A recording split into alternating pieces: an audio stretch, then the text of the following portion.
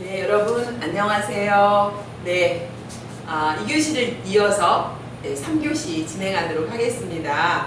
자, 여러분 이 시간에는 실습 신청서와 실습생 프로파일 작성하는 거 다시 한번 알아보도록 하겠습니다.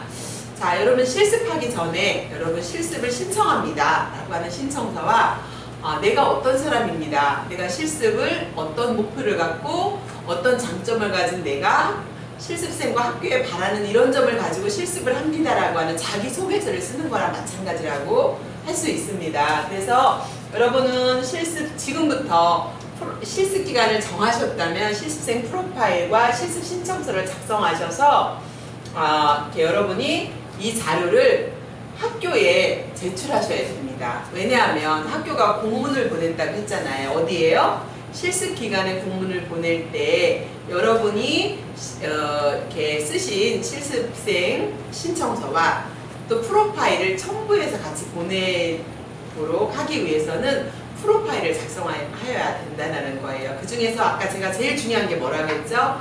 실습 목표를 명확하게 정하는 게 중요하다. 예를 들면 노인 요양원에 실습을 간다. 그러면 여러분이 요양원에 가서 노인의 치매에 대해서 정확히 알고 싶다. 이게 목표라면 여러분이 갔을 때 치매가 무엇인지, 치매의 특성은 어떤 건지 이런 것들에 대해서 여러분이 정확하게 알면 목표를 정한 거라고 할 수 있잖아요. 예를 들면 노인 요양기관의 운영 방법에 대해서 알고 싶다 라고 하면 여러분이 그거에 대해서 명확하게 끝났을 때 알면 목표 달성한 게 되는 거잖아요. 그래서 여러분들이 프로파일을 작성할 때 정말 중요한 실습 목표를 정확히 알고 목표를 정해라. 그래야 중간 보고서와 종결 보고서 작성하실 때 여러분 목표하고 계속 연관성이 있기 때문에 수월할 수 있다라는 말씀을 거듭 드립니다.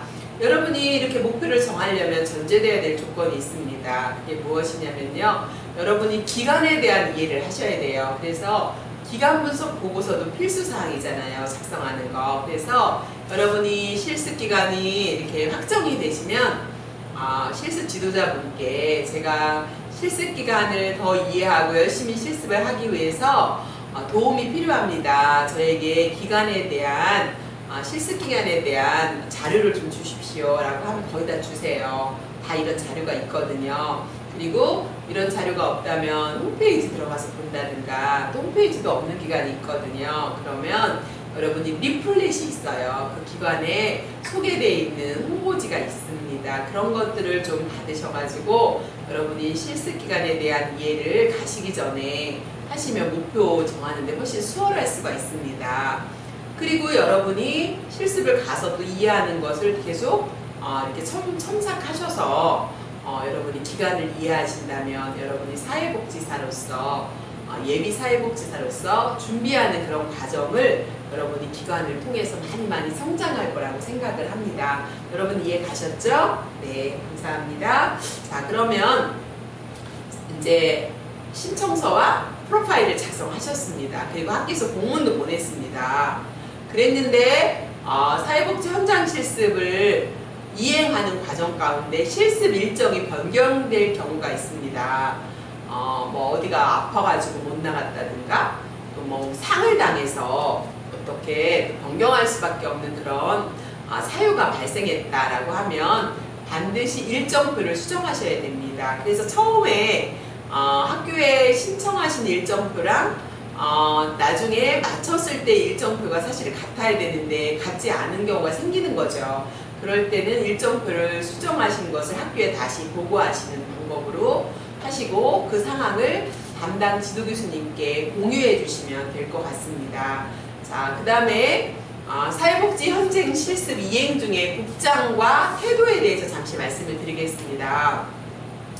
자, 여러분 실습을 가신다는 것은 일을 하러 가는 겁니다. 예비 사회복지사로서 앞으로 사회복지사가 되기 위한 태도와 훈련을 받기 위해서 가는 건데 어떤 분은 요즘에 네일 아트 화려하게 진하게 바르고 귀걸이 이렇게 링으로 된 거 달고 옷도 덥잖아요 요즘에. 그러니까 반바지.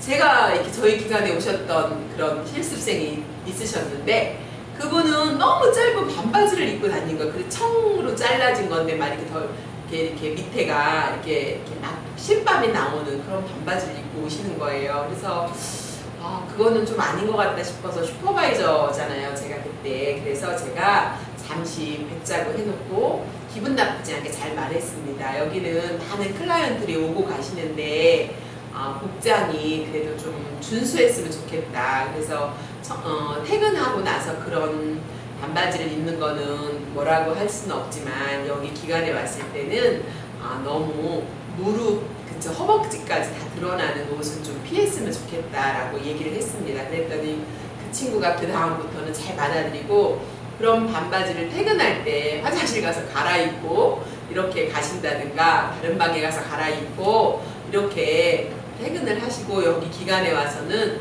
그래도 좀 그쵸, 허벅지 밑에 무릎 있는 데까지 오는 이렇게 스커트라든가 바지를 입으시는 그런 것들을 저는 이렇게 경험한 적이 있습니다. 그래서 꼭 이렇게 막 비싼 옷, 좋은 옷을 입는 건 아니지만 그래서 보편적으로 이렇게 뭐 배꼽이 드러난다든가 아니면 반바지가 막 거의 허벅지가 다 드러나는 것을 입고 실습을 하시는 것은 조금 이렇게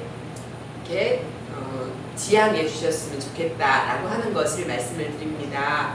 그리고 머리가 막 그쵸, 너무 길어서 막 철렁철렁하고 이런 것보다는 단정하게 굽고 단정한 옷차림과 또 바른 언어 생활, 누가 이렇게 그쵸, 실습생은 뭔가 누가 이렇게 지시를 하면 그거를 또 해야 될 그런 일들이 많고 또 여러 가지 몸으로 행동으로 해야 될 일들도 참 많을 겁니다. 그래서 단정한 옷차림과 또 누가 뭔가를 했을 때 가만히 이렇게 대답을 안 하고 이렇게 하는 것보다는 네 알겠습니다, 이렇게 이렇게 말씀하신 거 이렇게 했습니다 하면서 이렇게 의사소통을 언어적으로 잘 표현하시는 게 중요합니다. 그래서 오해가 생기지 않고 자기 자신도 또 타인도 서로가 이렇게 좀 편안할 수 있도록 언어 생활이라든가 이렇게 바른 직장 태도, 생활 태도 이런 것들을 갖추는 게 참 필요하고 그런 것들이 부족했을 때 실습 지도자가 그거를 피드백을 해줬을 때는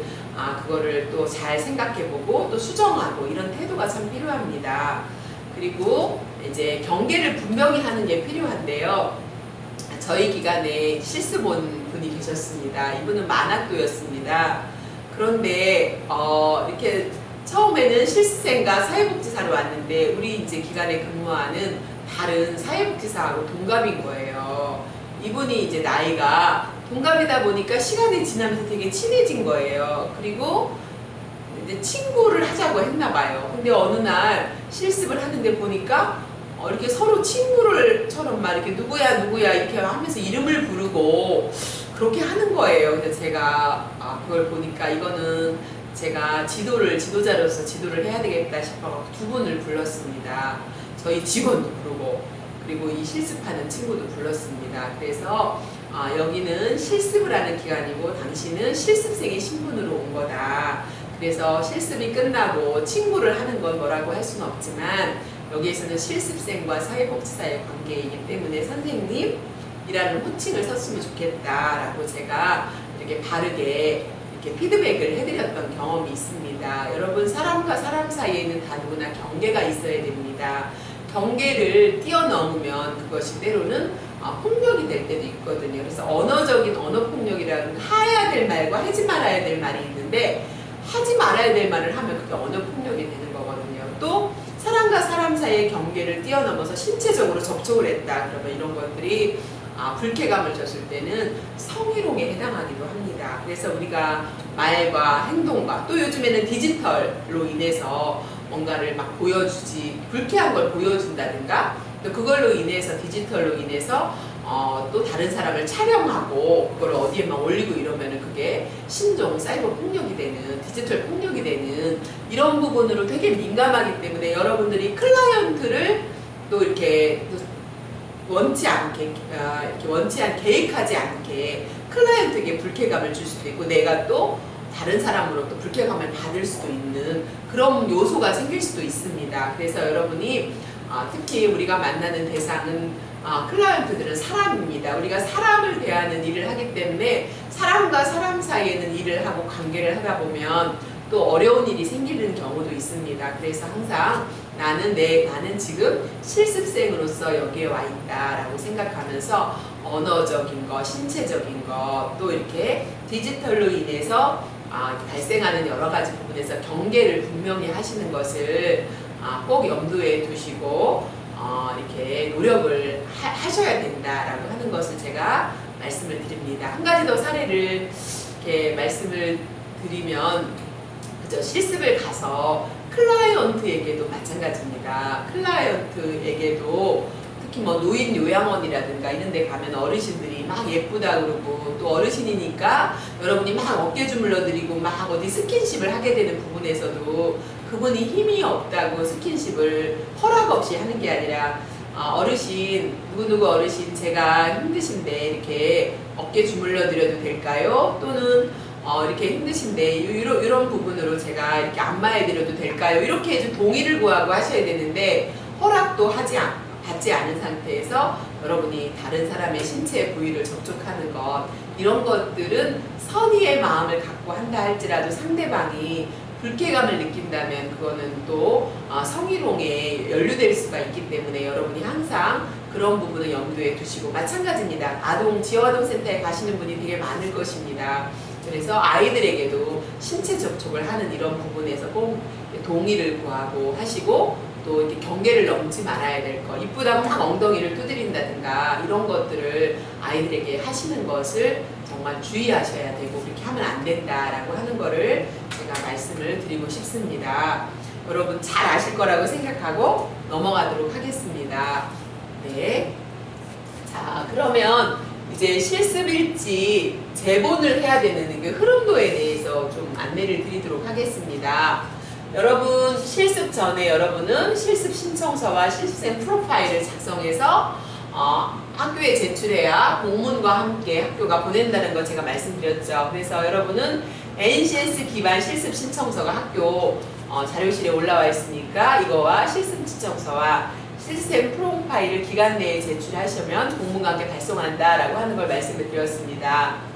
그 다음에 이제 기관에서는 이게 공문을 받으면 회신서를, 실습 의뢰에 대한 회신서를 보내주는 부분은 기관에서 하는 거니까 여러분은 그렇게 알고만 계시면 됩니다. 자, 그 다음에 이제 실습 중에 학생은 뭐를 해야 되냐면요. 실습 중에 실습일지를 작성하셔야 돼요. 지금 학교에서는 교수님들이 이거 하세요, 저거 하세요, 이거 했어요, 안 했어요 확인을 하지만, 이제 여러분은 실습을 가시면 독립하신 거예요. 홀로서기를 하셔야 되는 거예요. 그래서 실습일지를 작성하라고 말하는 사람 아무도 없어요. 여러분이 스스로 알아서 하셔야 돼요. 그래서 여러분이 실습 중 첫날부터 매일매일 그날 한 것을 기록하세요. 여러분이 이렇게 기록을 매일매일 집에 가서 하시든 이렇게 하셔서 수첩에다 오늘은 몇 시부터 몇 시는 뭐 했고 이렇게 메모를 하세요. 핸드폰에다 하시든 메모를 하셔서 그때그때 하신 것을 여러분이 기록하시고 집에 가셔서 그날 실습일지에 기록하는 습관을 들이셔야 됩니다. 그걸 하지 않으면 며칠이 지나면 뭐가 뭔지 이렇게 여러분이 이렇게 혼란스럽고 잊어버리기 때문에 실습일지를 제대로 기록을 할 수가 없습니다. 그래서 실습을 하는 것도 중요한데 여러분이 기록하는 것을 습관으로 들이는 것이 사회복지사가 되는 과정에 이게 중요한 부분이다라는 거 말씀드립니다. 자, 매회차 실습 종료 후에 그날 실습일지를 작성하십시오. 작성하고 여러분이 실습 지도자에게 제가 이 실습일지를 그날 결제를 올릴까요? 아니면 어떤 식으로 결제를 올릴까요? 라고 물어보세요. 그러면 어떤 실습 지도자는 일주일에 한 번씩 단위를 올려달라고 하는 분도 있고, 그러면 여러분 밑에다가 실습일지 밑에다가 피드백을 달아주거든요. 또 어떤 분은 실습 끝나는 날 전체로 한 번으로 달라는 분도 있고, 어떤 분은 열흘 전에 달라는 분도 있고, 다 달라요. 그러니까 여러분이 실습일지를 매일매일 여러분은 기록하시고 결제 올리는 거는 지도자에게 여쭤보셔서 그렇게 진행하면 좋을 것 같습니다. 네. 자, 그렇게 하면 될 것 같고요. 자, 그 다음에 이제 실습 중이었잖아요. 이거는 실습 중에 이런 걸 준비해서 이제 실습 후에 여러분이 제본을 해야 될 거, 실습 일지에 필수로 되어 있는 거 다 하셔야 됩니다. 근데 꼭 들어가야 될 거, 출근부를 여러분이 매일매일 출근하시잖아요. 예를 들면 7월 2일 날 출근했다. 그러면 7월 2일 09시부터 18시까지 그리고 거기다 여러분 도장 찍고 실습 지도자 확인을 받아야 됩니다. 근데 여러분 실습 지도자가 도장을 찍었는데 나는 사인을 하고 이렇게 하면은 이렇게 예쁘지 않으니까 실습 지도자가 사인을 하면 나도 사인을 하시고 실습 지도자가 도장을 찍으면 나도 도장을 찍는 거가 훨씬 더 바람직할 것 같아요. 그렇게 해주시면 될 것 같습니다. 그래서 여러분이 매일매일 출근하시는 거를 그날 출근부를 여러분이 작성하시고 도장이나 사인을 받으시면 될 것 같습니다. 그리고 여러분이 지각을 했거나 조퇴를 했거나 결근을 했을 때는 그 옆에다 사유를 함께 기록하시면 됩니다. 무슨 사유로 인해서 지각을 했고 조퇴를 했고 결근을 했는지 그리고 그거는 나중에 보충하셔야 되겠죠.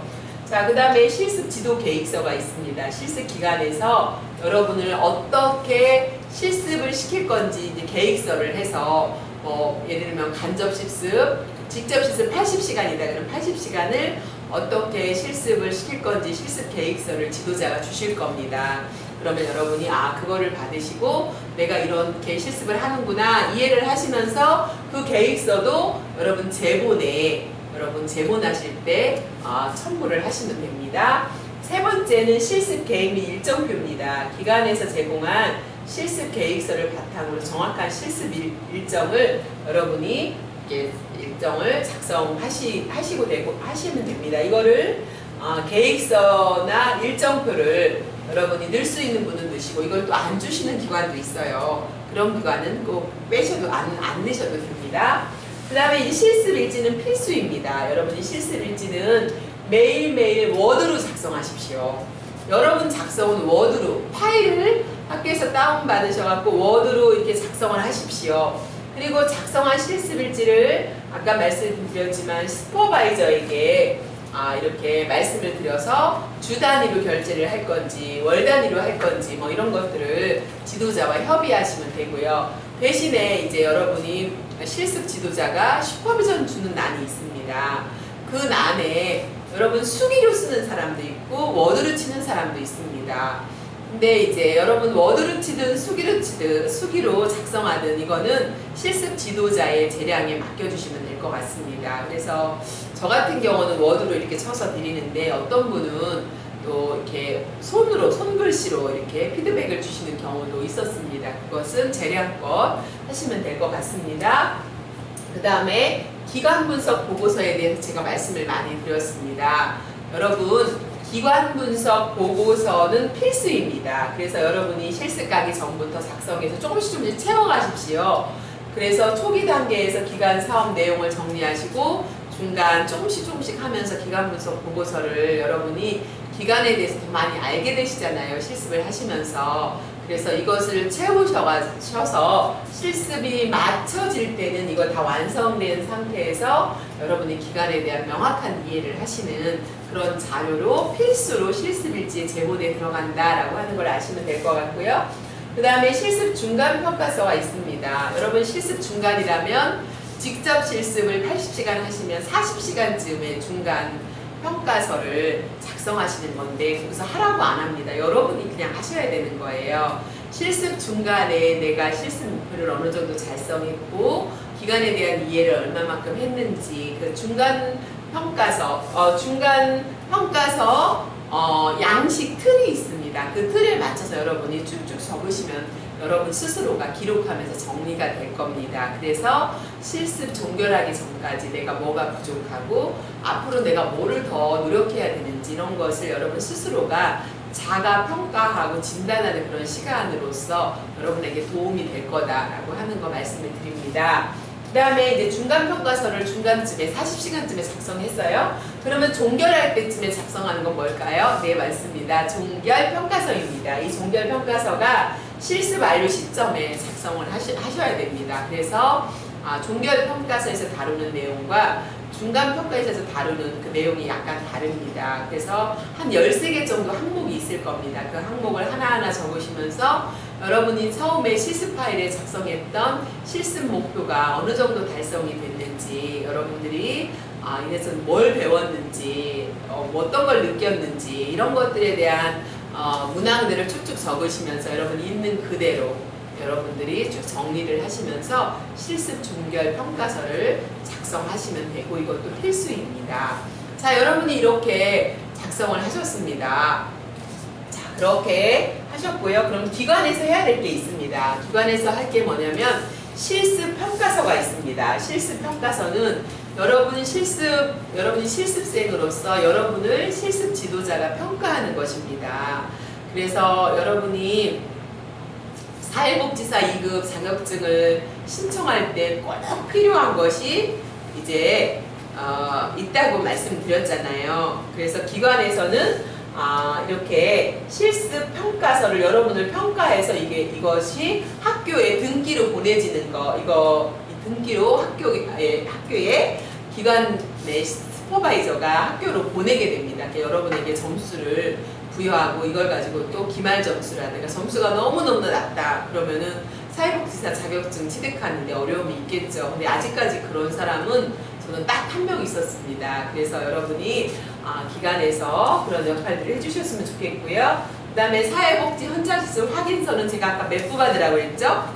예, 3부 받으라고 했습니다. 그래서 여러분이 사회복지 현장시설 확인서는 사회복지사 2급 자격증 신청할 때 꼭 필요한 서류니까 원본 한 부는 여러분이 보관하고 계시라고 했고요. 한 부는 학교에 제출하는 원본에 제본하시라고 했고요. 한 부는 여러분이 가지고 계실 제본에 한 부는 제본하시라고 이렇게 말씀을 드렸습니다. 그래서 혹여나 나중에 분실했을 때 그거를 활용하셔도 됩니다.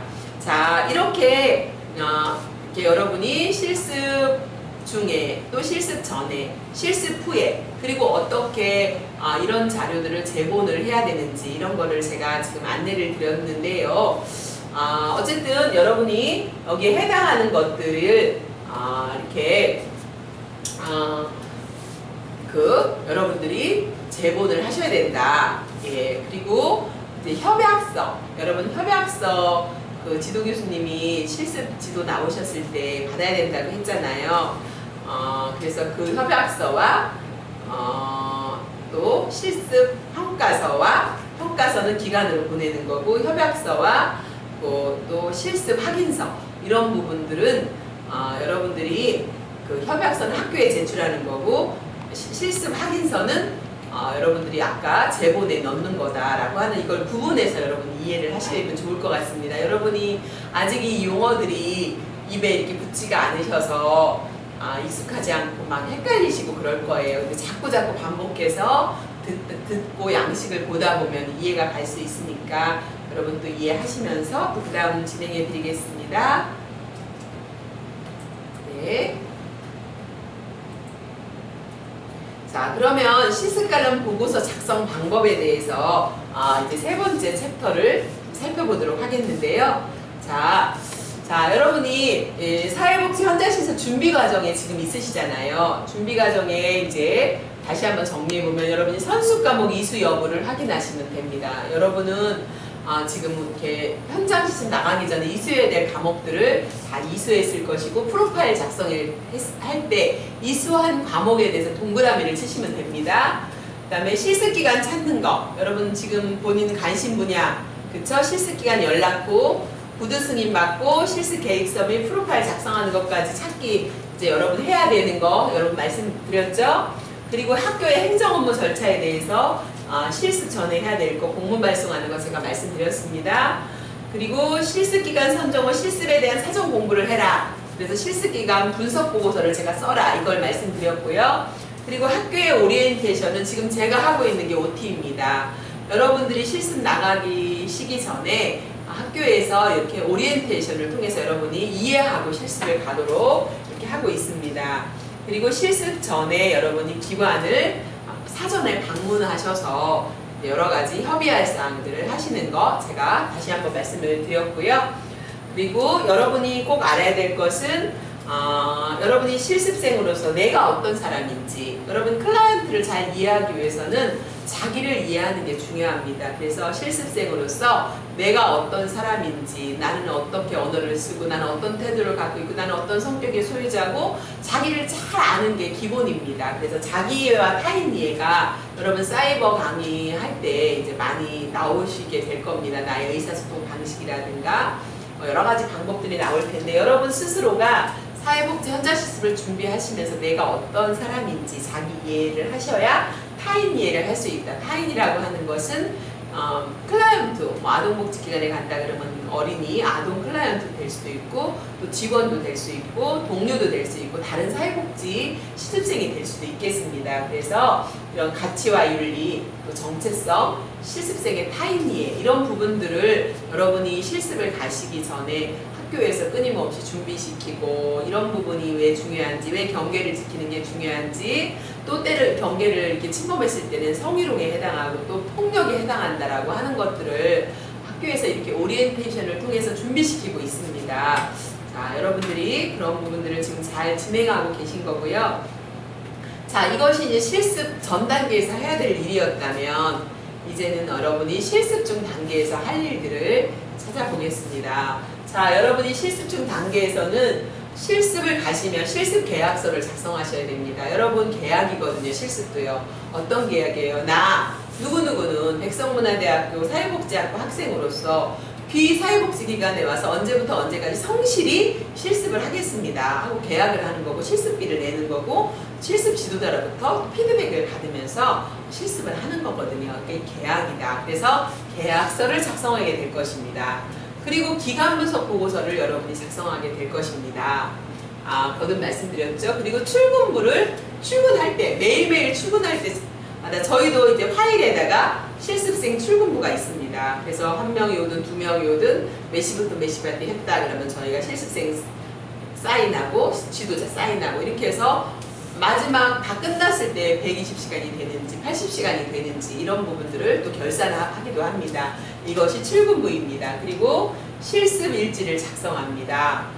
이것은 여러분이 실습 중에 매일매일 작성하라고 제가 말씀드렸죠. 그리고 실습생에게 과제가 있을 수 있습니다. 실습 과제가 있을 수도 있고 없을 수도 있는데, 기간의 특성에 따라서 과제가 주어진다면 여러분이 과제를 하시고, 그 과제 하신 게 양이 많다, 뭐 이렇게 레포트를 작성하도록 했다, 뭐 그러면 그 과제를 실습 일지 가장 뒤에다 부록 해놓고 과제 1, 과제 2 이렇게 해갖고 여러분이 그거를 제본을 뜰 때 같이 실습 일지에 제본을 하셔도 좋습니다. 그래서 나 누구누구는 실습하면서 이런 과제를 했다라고 하는 것들을 보여주는데, 근데 과제가 한 장 정도 된다 그러면 여러분이 실습 일지 바로 뒤에다 그 한 장 정도를 그냥 복사로 이렇게 넣으셔가지고 제본을 뜨실 때 그냥 넣으시면 되는데, 레포트가 양이 많다 그러면 부록으로 뒤에다 빼주시면 좋을 것 같습니다. 자, 그리고 이제 중간평가서는 실습 중에 여러분이 작성하시라고 했죠. 그래서 직접 실습 80시간 할 경우는 40시간쯤에 여러분이 중간평가서를 작성하시면 될 것 같습니다. 자, 그 다음에 여러분이 실습 현장에서 직면하는 문제들이 있습니다. 여러분, 우리가 살다 보면 생각하지 않은 일들을 경험하게 되는데, 실습에서도 마찬가지입니다. 자, 실습생의 근무 환경이 여러분 막 좋을 거라고 기대하지 마십시오. 실습 현장은 열악한 경우가 많습니다. 그래서 여러분 어떤 기관은 여러분의 책상도 준비가 안 된 기관이 있어서 테이블에 앉아야 될 경우가 있고, 짐도 막 옮기는 경우가 있어요. 그래서 여러분이 이런 부분에 대해서 이렇게 실망할 수도 있지만, 현장이 우리가 정부의 지원을 받아서 사회복지기관을 운영할 때 되게 열악한 환경에서 이렇게 운영되고 있구나 라고 하는 것을 이해하시면서 여러분들이 사회복지사로서 클라이언트를 지원하는 데 있어서 최소한의 기준을 가지고 이런 기관들이 운영되고 있다는 거, 이런 걸 이해하시는 부분으로 이해하시면 좋을 것 같습니다. 그래서 실습생의 근무 환경, 또 적절한 실습 지도의 부재가 있습니다. 10명 미만이 너무 일의 양이 많아요. 그러다 보니까 실습 지도를 그때그때 여러분에게 막 관심과 여러분에게 막 슈퍼비전을 매일매일 해줘야 됨에도 불구하고 여러 가지 몰려오는 일들로 실습 지도를 적절하게 못하는 경우가 있어요. 그런 것들에 대해서 여러분이 이렇게 중간 평가와 종결 평가는 꼭 할 거예요. 근데 지도를 제대로 못할 때 여러분이 너무 실망하지 마시고 여러분이 모르는 거는 그때그때 지도자에게 물어보시면 좋을 것 같아요. 지도자가 너무 바쁘다 그러면 다른 사회복지사 선생님한테 여러분이 이렇게 실습을 하시면서 궁금하거나 모르는 거 물어보시면 될 것 같습니다. 예, 그러고 세 번째 실습생의 개인정보 노출 문제입니다. 여러분 요즘에는 개인정보, 그쵸? 비밀보장의 원칙 많이 들으셨잖아요. 사람의 개인정보를 뭐 노출하시면 안 됩니다. 그리고 여러분이 다양한 클라이언트의 여러 가지 상황들을 현장 실습을 가시면 다 듣고 보게 되십니다. 그러면 그거를 집에 오셔서 막 가족들에게 말하고 싶어서 막 간질간질합니다. 그렇지만 이런 개인정보를 노출하시면 안 됩니다. 이것은 이게 법에 어긋나는 거기 때문에 여러분이 개인정보는 꼭 비밀을 유지해 주시는 것이 중요하다는 말씀을 드립니다.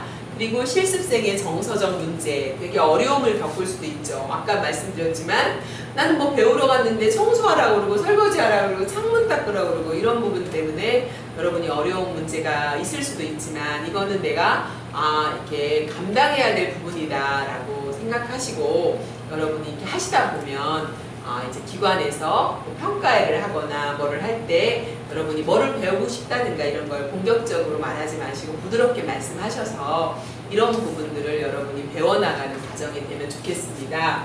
그리고 실습생의 실수 있습니다.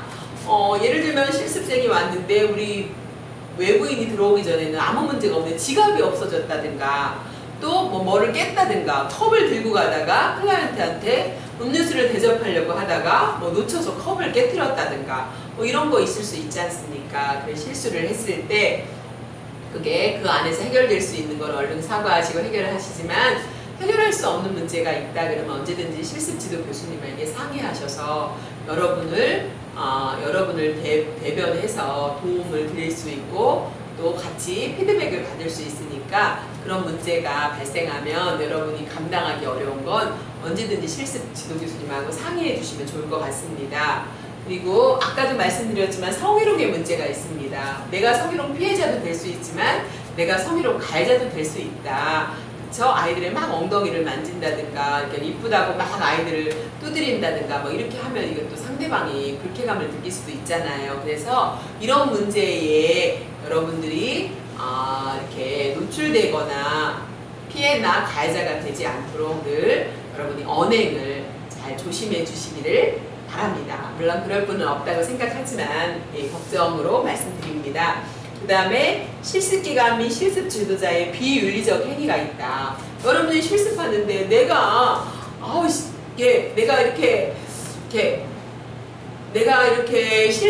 내가 선택한 실습 지도자가 막 이렇게 거짓말을 하고 막 예를 들면 문서를 위조하고 막 이렇게 막 욕을 하고 막 이렇게 한다. 비윤리적으로 예를 들면 그런 사람은 없을 건데 혹시나 뭐 만에 하나 천에 하나 그런 경우가 있다. 그러면 여러분들이 실습을 하기가 어려울 거 아니에요. 그렇다고 하면 그것도 실습 지도 교수님한테 말씀하셔서 지도 교수님이 봤을 때 정말 부당하구나. 우리 선생님, 학생분들이 너무 불편하겠구나 판단했으면 실습 기간을 또 변경해야 될 이런 부분들이 있기 때문에 이런 것들은 지도 교수님하고 상의해 주시기 바랍니다. 자, 그리고 실습지를 변경해야 될 문제가 이제 그래서 있는 거죠. 이런 문제가 있을 때 지도 교수님하고 꼭 상의해 주시라는 말씀이고요. 그리고 특별히 여러분들이 생활 예절과 인사 잘하시고 또 누가 뭔가를 얘기했을 때 예 알겠습니다, 예 감사합니다, 고맙습니다, 예 한번 제가 잘 모르지만 한번 해보겠습니다, 가르쳐 주시면 열심히 하겠습니다, 이렇게 여러분이 하려고 노력하는 모습을 보여주는 것이 저는 중요하다고 생각합니다.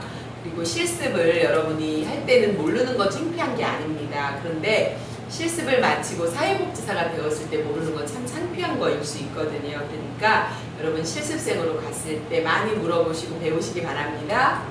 그리고 여러분이 이제 전화를 받는 경우가 있을 겁니다. 클라이언트를 만나기 위해서 사회복지사 선생님들이 사무실을 비우고 여러분 혼자 있을 때도 있을 수 있어요. 그러면 전화가 왔을 때 전화벨 3번 울리기 전에 여러분이 전화를 받는 것을 하시면 더 좋을 것 같습니다. 그리고 끊을 때는 상대방보다 3초 늦게 끊는 것을 여러분한테 권장합니다. 내가 먼저 막 끊는다든가 전화가 여러 번 올리는데도 전화를 늦게 받는다든가 이렇게 하지 않도록 여러분이 그 역할도 잘 해주시기를 부탁드립니다. 네. 자, 그러면 실습 종결 단계에서 해야 될 일도 있겠죠. 자, 실습 종결 단계에서는 여러분 실습 과제가 있다면 과제를 점검하셔야 되고요. 그리고 실습 종결 평가서를 작성하셔야 됩니다. 여러분 중간 평가서에 이어서 종결 평가서 양식에 맞춰서 평가서를 작성하셔야 됩니다. 그리고 세 번째는 관계의 종결입니다. 여러분 사람과 사람과의 관계입니다. 내가 클라이언트의 관계, 사회복지사와의 관계, 실습 지도자와의 관계, 그 다음에 동료와의 관계, 이런 관계가 있는데 관계를 종결해야 되는 시점이 왔습니다. 그래서 여러분 정말 이렇게 성숙한 사람은 마무리를 잘한다고 저는 생각하거든요. 그리고 시작할 때는 막 열심히 하는데 마무리되어 있을 때는 흐지부지 이렇게 하시면 안 됩니다.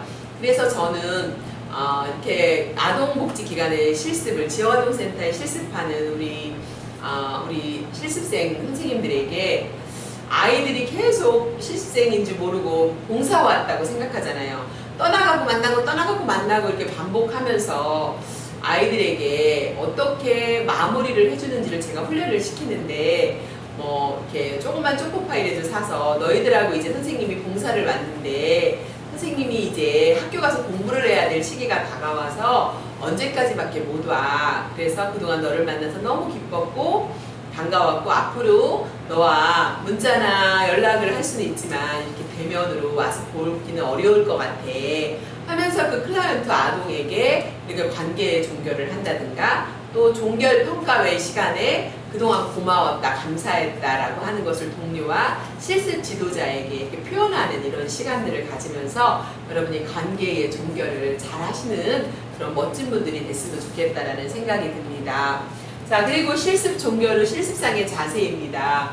여러분이 실습 일지를 한 부 제본을 하셔서 실습 기간에서 원한다면 한 거를 갖다 드려야 됩니다. 그리고 필요한 경우는 여러분이 자원봉사로 실습한 기간을 또 나갈 수도 있는 거고요. 그래서 마무리를 하러 가실 때 여러분이 실습비를 냈지만 그래도 음료수라도 하나 사가지고 그동안 감사했다고 이렇게 인사하시면서 가시면 역시 우리 백성문화대학교 우리 학우님은 다르구나 하면서 여러분하고 좋은 관계로 마무리가 되지 않을까라는 생각이 듭니다. 꼭 이렇게 뭐를 사가지고 가라는 것이 아니라 감사의 표현을 이렇게 할 수 있는 음료수 한 병 하나라도 이렇게 할 수 있는 마음을 가지면 훨씬 더 이렇게 따뜻하고 또 서로에게 좋을 것 같아서 제가 말씀드리는 거니까 그렇게 이해하시면 될 것 같습니다.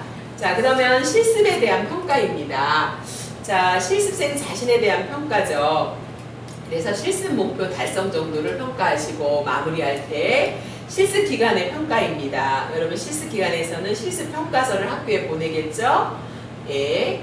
그리고 학교에서는 성적 평가를 하게 됩니다. 실습 기간 평가와 실습 지도 교수가 이걸 두 가지를 취합해서 지도 교수와 실습 기간에서 온 평가서를 가지고 여러분 실습 평가를 하게 됩니다. 그래서 여러분이 이렇게 평가된다라는 걸 아시고 실습 종결 단계에서 여러분이 이런 것들을 한다라는 것을 아시고 이렇게 개입하시면 좋을 것 같아서 안내해 드리니까 그렇게 이해하시면 될 것 같습니다. 여러분 여기까지 실습 전, 실습 중, 실습 종결 단계에서 해야 될 일 이해 가셨죠? 예, 이해하셨을 거라고 생각하고요. 자, 그렇다면 이제 여러분들이 그 다음에 살펴보실 것이 실습 종결에 대한 증빙 자료입니다. 자, 실습 과정 전체를 잘 정리한 후 실습 일지와 함께 한 권의 책으로 3권을 제본하라고 제가 말씀드렸습니다. 근데 3권을 제본하는데 실습 기관에서 저희는 안 줘도 돼요, 제본 안 해도 돼요 그럴 때는 2권만 하면 됩니다. 그런데 원본을 학교에 제출하라는 겁니다. 여러분 원본이 있고 사본이 있잖아요. 그래서 원본을 제출하면 좋을 것 같습니다. 그리고 제가 한 가지 더 말씀드리고 싶은 것은 자, 예를 들면 A반이 있고 B반이 있어요. 그리고 산업체 반이 있어요. 글로벌 캠퍼스가 있고 한마음 캠퍼스가 있고 또 그쵸 남천항 캠퍼스가 있어요. 산업체도. 그러면 산업체마다 똑같은 제본으로 표지를 다르게 하면 좋을 것 같아요. 그럼 나중에 구분하기도 좋을 것 같아요. 예를 들면 글로벌 캠퍼스는 하늘색으로 한다. 한마음 캠퍼스는 핑크색으로 한다. 표지를 이렇게 통일해서 이렇게 표지를 좀 같이 과 대표님이 이렇게 공유해 주셔서 우리는 이번에 무슨 색으로 제본합시다 하고 이렇게 같이 통일해서 제본하면 나중에 학교에서 구분할 때 도움이 될 것 같은데, 그거는 필수는 아닌데 제한사항입니다. 우리 과 대표님 참고로 해주시면 좋을 것 같습니다. 그래서 이해 가셨죠? 네, 그리고 원본 한 권은 꼭 원본이어야 됩니다. 학교에 제출하시는 거는. 그리고 사본 한 본은 본인이 보관하고 한 본은 실습기간에 제출하는데 원치 않으면 안 해도 된다라고 하는 걸 다시 한번 말씀을 드렸습니다. 자, 그러면 이제 실습생 출근부를 보여드리겠습니다. 이게 출근부입니다. 여러분 매달 며칠 몇 시 출근 몇 시 퇴근, 실습생 확인, 지도자 확인, 그리고 여러분 조퇴나 지각이나 결근했을 때 여기다 사유를 다시는 거예요. 이게 이제 실습생 출근부입니다. 이 모든 시간이 합해서 몇 시간이 나와야 될까요? 120시간이 나와야 됩니다. 그리고 여러분이 직접 실습 80시간을 하신 분은 80시간이 나와야 됩니다. 그렇죠? 예, 그리고 간접 실습 40시간은 여기에 나오는 건 아니니까요. 80시간이 나와야 되는 거죠. 이것처럼 출근부, 실습계획 일정표, 실습일지, 실습날짜, 출퇴근 시간을 모두 동일해야 되는, 다 맞아떨어져야 되는 거죠. 이 시간과 실습일지 시간하고 다 맞아떨어야 되는 거죠. 그리고 실습생 확인날, 그렇죠? 확인날에는 도장을 슈퍼바이저가 찍으면 나도 도장을 찍고, 슈퍼바이저가 사인을 하면 나도 서명을 하십시오. 그리고 이렇게 실습생 출근부를 매일매일 여러분이 이렇게 사인을 하시면 좋을 것 같습니다. 자, 그 다음에 이제 실습 계획 및 일정표입니다. 그래서 실습생 누가 연락처는 이렇게 되고, 지도교수는 누구고, 실습기간은 어디고, 기간 주소는 어딘데, 나의 실습 목표는 무엇이고, 정확한 실습기간 및 실습 시간표는 어떻게 되고, 이렇게 해서 여러분 스스로가 실습 계획 일정표를 작성하시면 좋을 것 같습니다. 자, 그 다음에 이제 실습 일지에 대해서 말씀드리겠습니다. 여러분 실습 일지는 이렇게 여러분 학교에서 다운받은 양식에 실습 일지가 실려 있습니다. 그 실습 일지에는 꼭 결제 라인이 있습니다. 그래서 여러분이 결제 라인이 있는데, 이 결제 라인에 서명 또는 직인을 받아 도장을 받는 게 좋습니다. 그리고 기관장이 실습 지도자인 경우가 있습니다. 실습 지도자 라인이 있고 기관장 라인이 있습니다. 그러면 두 개를 그냥 찍으십시오. 똑같은 사람이라 할지라도 하나를 공란으로 남기지 마시고 실습 지도자와 기관장 같이 도장을 찍으시고, 실습일지 작성하는 것은 이렇게 시간대별로 작성하는 겁니다. 9시부터 10시 또는 10시부터 12시 그래서 이 시간대에 어떤 내용의 실습을 했는지를 여러분이 기록하시면 됩니다. 이렇게 시간대별. 그래서 이걸 읽어봤을 때 누구누구 실습생은 9시부터 6시까지 기간에서 무슨 일을 했구나 라고 이렇게 이해할 수 있도록 여러분이 기록을 하시면 되고요. 그리고 이렇게 기록하신 거죠. 하신 일을. 그리고 여기에는 여러분들이 여러분이 실습 내용 및 의견, 실습생 의견을 워드로 작성하시면 됩니다. 그리고 여기까지 이제 여러분이 하신 거예요. 여기와 여기를 여러분이 작성하셨잖아요. 그러면 이건 공란으로 남겨두는 거예요. 남겨두셔서 이것을 실습 지도자에게 메일로 보내십니다. 내가 작성한 것을 메일로 보내면 실습 지도자가 여기다가 워드로 또 이렇게 작성해서 여러분한테 다시 메일로 보내줄 수도 있고, 실습 지도자가 이걸 출력해달라고 해서 여러분들에게 수기로 써주시는 경우도 있고, 이 둘 중에 하나로 어떤 걸 작성해도 상관이 없으니까 여러분이 이렇게 작성해서 이 부분과 이 부분은 여러분이 하는 거고, 이 부분은 실습 지도자가 여러분한테 의견을 달아주는 거다 라고 하고, 여기는 꼭 도장을 받으셔야 되는데 실습 지도자와 기관장이 같은 사람이라 할지라도 똑같이 받으셔라 라고 하는 것을 제가 말씀을 드리고 있습니다. 여러분 이해 가셨죠? 네. 자, 그렇다면 현장 실습 일지를 제가 샘플링이 이제 가지고 왔는데요. 자, 여러분 실습 일지가 이렇게 있습니다. 그러면 제가 말씀드려도 도장을 받아라 라고 말씀드렸고, 실습생 성명을 쓰십시오. 그리고 여러분이 실습 날짜를 쓰시고 오늘의 목표를 쓰십시오. 자, 여러분 오늘의 목표와 실습일지 내용하고 맞아 떨어져야 됩니다. 목표를 쓰시고 시간대별로 이렇게 몇 시부터 몇 시까지 뭐를 했는지가 여러분이 딱 9시, 10시, 10시, 11시 이렇게 안 써도 됩니다. 이 내용에 따라서 9시부터 11시까지 뭐를 했고 11시부터 12시까지 뭐를 했고 또는 뭐 2시부터 7시까지, 5시까지 뭐를 했고 이렇게 여러분이 한 그대로를 흐름에 맞게끔 이렇게 적으시면 됩니다. 그리고 나서 여러분이 여기다는 실습생 의견란인데 여러분이 의견을 적으실 때는 어떻게 적으셔야 되냐면 여러분의 느낌을 적으시면 안 됩니다. 여러분 사실을 적어야 돼요. 예를 들면 여러분이 실습에 가서 클라이언트에게 말벗 서비스를 했다 이렇게 적어야 되는데 클라이언트와 함께 이야기를 했는데 너무너무 재미있었다 이렇게 적는 것보다는 클라이언트에게 말벗 서비스를 했는데 이 클라이언트에게 어떤 부분들이 되게 외로워 보였고 또 이런 말벗 서비스를 제공했을 때 클라이언트가 외로우셨는지 이야기를 하면서 가족 이야기를 하면서 눈물을 흘렸다. 눈물을 흘리는 그 모습을 보니까 이게 실습생으로서 마음이 되게 안타까운 마음이 들었다 라든가 이렇게 사실에 근거해서 적으셔야 되는데 사실을 빼고 내 느낌만 적으시면 안 된다는 거죠. 그래서 여러분이 이 실습생 의견을 적을 때는 그 앞부분에 했던 부분에 대해서 의견을 적으시면 됩니다. 여러분이 여기까지 적으셨다면 이제 이 밑에 부분은 실습 지도자가 적는 걸로 보시고 여러분이 그 아까 소개해드린 책에 보면 샘플링들이 많이 나와 있기 때문에 여러분이 지역아동센터 샘플링, 요양원 샘플링 등 다양한 샘플링들이 많이 있어요. 그래서 여러분이 그 책을 참고해서 보시면 이해가 쉬울 거라고 생각합니다. 자, 여기까지 이해 가셨죠? 자, 그렇다면 여러분이 사회복지 헌재실습 확인서는 자, 이게 120시간 사용하는 거는 이 확인서입니다. 그래서 이 확인서 양식을 나온 대로 여러분이 작성하셔야 됩니다. 그래서 여기 확인서 양식을 보시면 여러분 실습생 인적사항 여러분 다 기록할 수 있으시죠? 실습 기간 및 실습 지도자 인적사항이 있습니다. 이 여러분 이 지도자 실습 지도자 인적사항은 여러분이 잘 모르잖아요. 여러분 거를 적으시고 이것을 해달라고 실습 지도자에게 주시면 이분이 현재 경력이 다 들어가 있고 이분의 사회복지사 자격증 번호가 있습니다. 그러면 한국사회복지사협회에서 이분 자격증 번호를 입력하면 이분에 대한 게 현장에서 5년을 근무했는지 3년을 근무했는지가 다 이게 나오기 때문에 여러분들이 이런 부분들은 적어달라고 하시면 되고 여기 지도자가 여러분이 지금 실습하고 있는 기간에 현재 재직하고 있어야 되겠죠? 그리고 여기 보시면 날짜를 적으시고 실습 마치는 날짜를 적으시고 실습기간 무슨 종합사회복지관 그쵸? 지도자 이름 적으시고 다 직인을 꼭 받으셔야 됩니다. 이렇게 직인을 받으시고요. 그리고 실습 지도교수는 여기다 서명 또는 직인이기 때문에 여기 서명을 받으시거나 도장을 받으시면 됩니다.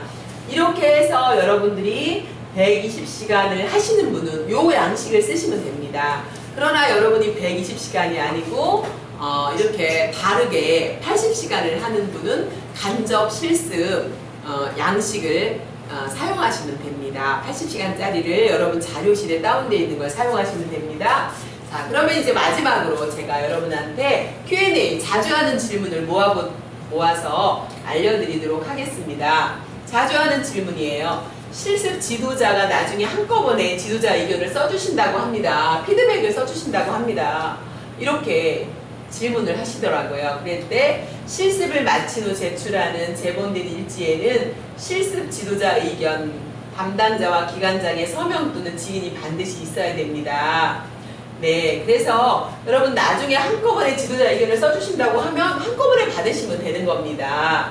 그러니까 그거에 대해서 너무 개의치 마시고 나중에 한꺼번에 그 의견을 실습일지에 써주신다고 하면 그냥 한꺼번에 받으시면 됩니다. 괜찮습니다. 실습 일정이 변경되었습니다. 어떻게 해야 될까요? 제가 어떻게 했죠? 변경되면 실습 지도교수와 변경된 부분을 이렇게 상의하시고 늘 연락을 주시라 이렇게 말씀을 드렸죠. 자, 그 다음에 실습 평가서와 사회복지 현장실습 확인서 발송은 기관이 할 일이 아닌가요? 제가 왜 확인해야 합니까? 이렇게 질문하는 경우가 있습니다. 자, 학생 본인의 자격증 발급에 이 두 서류는 꼭 필요하기 때문에 항상 여러분이 여러분 걸 챙기는 게 좋습니다. 그래서 실습평가서도 학교에 발송됐는지 확인하시고 사회복지 현장 실습 확인서는 세 부를 제가 받으라고 했잖아요. 그래서 세 부를 받고 한 분은 원본은 학교에 제본해서 내고 원본 한 분은 갖고 계시고 한 분은 여러분 제본에 하시라고 말씀드렸죠. 근데 이게 모두가 여러분 거기 때문에 여러분이 챙기시면 좋을 것 같습니다. 그 다음에 실습 진행 중 기관 변경 또는 실습 지도자 변경 시 어떻게 해야 되나요? 여러분 실습 지도자가 갑자기 이직을 했습니다. 그런 경우 있을 수 있겠죠. 그래서 학교로 연락해서 사회복지 현장실습 담당자에게 여러분 알려주시고요. 지도 교수님께도 연락을 해주시기 바랍니다. 그래서 기간 변경 경우에는 여러분이 1회차부터 하셔야 되거든요. 다시 시작. 여러분이 기간이 변경된다면 여러분이 30시간을 했더라도 첫 시간부터 다시 해야 되는 이런 부분들이 있기 때문에 이런 상황은 지도교수에게 상의해 주셔서 여러분이 어려움을 당하지 않도록 이렇게 해주시기를 부탁드립니다. 여러분 이외에도 질문이 있다면 여러분이 지도교수님하고 상의해 주시고요. 제가 여러분이 해야 될 전반적인 부분들은 설명을 드린 것 같습니다. 자, 그리고 사회복지 현장실습 확인서 학교에서 잘못 줘서 자격증 신청했는데 반려당했습니다. 이런 경우가 있더라고요. 그래서 여러분이 우리는 아까 말씀드린 대로 간접 실습, 직접 실습 있는 양식을 쓸 것인가, 1번을 쓸 것인가, 2번을 쓸 것인가 이것만 아시면 돼야 되고요. 그 다음에 언제 실습일지를 제출해야 되나요? 이렇게 질문하는 경우가 있습니다. 여러분 실습을 마치시고 학교에 개강을 하시면 실습 지도 교수님한테 서명 받는 것들이 있습니다. 여러분 실습 확인서도 서명 받으셔야 되고 실습 신청서도 서명 받으셔야 됩니다. 그래서 여러분이 학교에 와서 다 지도 교수님한테 서명을 받고 확인을 받고 제문을 쓰십시오. 그래야 여러분 나중에 후회가 없습니다. 그렇게 진행하시면 됩니다. 자, 이렇게 지금 여러분들이 이제 실습에 대한 부분들을 오늘 이렇게 3교시까지 이어서 오리엔테이션을 다 진행을 했습니다. 여러분 잘 이해 가셨죠? 예, 여러분이 이해 잘 하셨을 거라고 믿고 안 된 부분은 지도 교수님한테 또 질문해 주시면 성심성의껏 안내해 드리도록 하겠습니다. 여러분 수고 많으셨습니다. 감사합니다.